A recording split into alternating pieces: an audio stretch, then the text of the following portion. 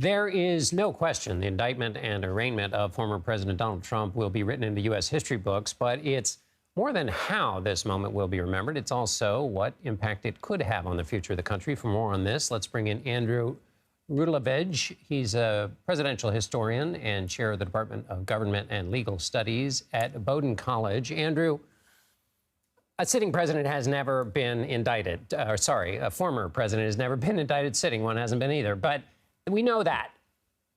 As you look at this moment, though, what else is a part of it that you think will be something that historians take a look at, or that makes this an unprecedented moment that we're in? Right. Well, of course, we've learned a lot this week about Ulysses Grant's propensity for speeding along the streets of Washington. He was actually arrested while in office. But, more comparable events of presidents brushing up against the law have certainly occurred in our more recent history. We can go back to the 1920s and the Warren Harding administration, but of course, Richard Nixon and then Bill Clinton, two presidents who faced, pretty clear legal jeopardy, still ring strongly in our memory. Nixon, of course, left office voluntarily, sort of, after, the clear prospect of being impeached and removed from office materialized. He then, of course, was pardoned by his successor, Gerald Ford, and so never faced the legal system, though almost certainly would have otherwise. Bill Clinton, likewise, faced a special prosecutor. He, too, he was impeached, not removed from office, and of course then effectively cut a plea deal with that prosecutor regarding, the perjury charge for which he had then had previously been impeached. So, it isn't unique for a president to run into trouble. It's really kind of the critical mass of the legal challenges facing former President Trump that make this potentially unprecedented. Of course, it's definitionally unprecedented for a president to face indictment, but I think it's these other charges, from the U.S. regarding the Espionage Act and his former papers in Georgia. January 6th, these things I think might be the things that add up to make it an unprecedented situation in the sense we've been talking about it. Give me your sense of the context of the president's party that has arrayed around him, because that is something that's new. Former Congressman Trey Gowdy said tonight it's extraordinary that a presidential candidate who has been accused of having multiple affairs and paying hush money, whether it's proved or not, is sitting atop the Republican Party.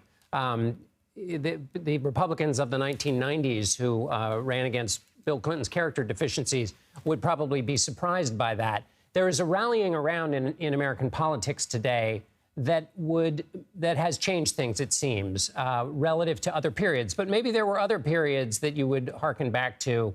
I can't think of one at the moment, but where you had such unanimity in a party that ends up being protective of a president who runs into political trouble.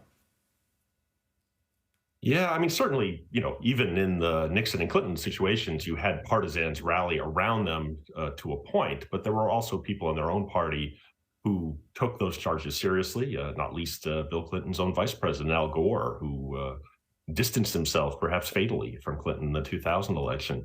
If you look back to the Constitution, the framers, set up a system with pretty minimal qualifications to be president, age, citizenship, residency requirement.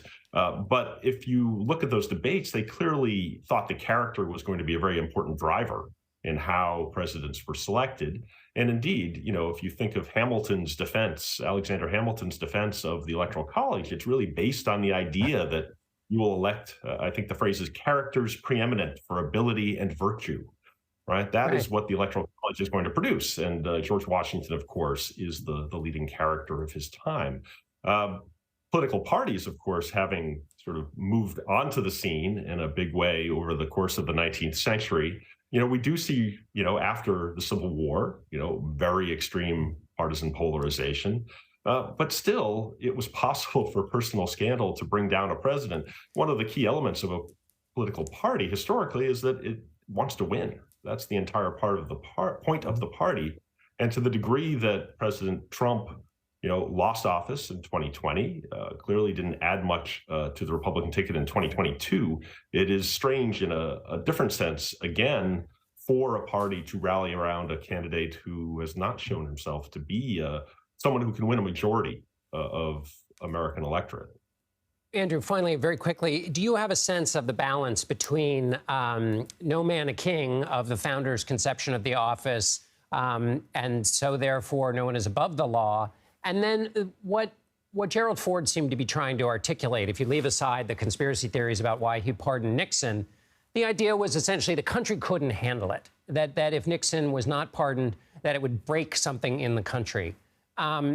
Which obviously allowed Richard Nixon to perhaps escape from facing legal troubles. How does America balance those two things, or does it never? And that's one of the inherent contradictions in the presidency.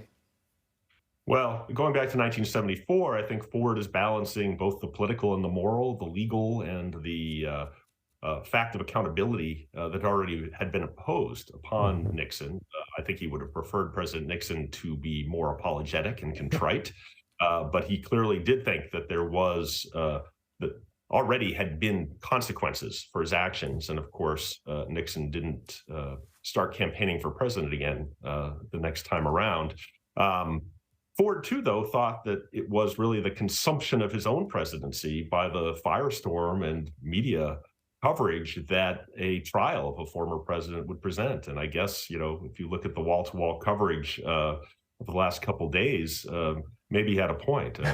He feared it would distract from the very real issues facing the country, and he wanted to move his own leadership ahead, independent of his predecessor. That's right, and turn the page. Andrew Rudalevige, thank you so much for being with us.